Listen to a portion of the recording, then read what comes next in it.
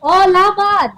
Pagdating kasi sa pagiging malikhain, tiyak na hindi papahuli dyan ang mga Pinoy gaya na lang ng agaw atensyon ngayon sa Jose Abad Santos Avenue sa San Fernando, Pampanga. Napuno lang naman kasi ng mga naglalakihang lantern ang mga poste ng nasabing lugar. Ang disenyo hango sa watawat ng Pilipinas bilang paggunita sa 126 na anibersaryo ng ating pagiging malaya. Sa naturang video ng lungsod, kita agad sa pagsikat pa lang ng araw ang tunay na sinisimbolo ng lantern. Ngunit pagsapit ng gabi, mas kitang-kita pa ang liwanag nito na agad pumupukaw sa atensyon ng mga napapadaan dito.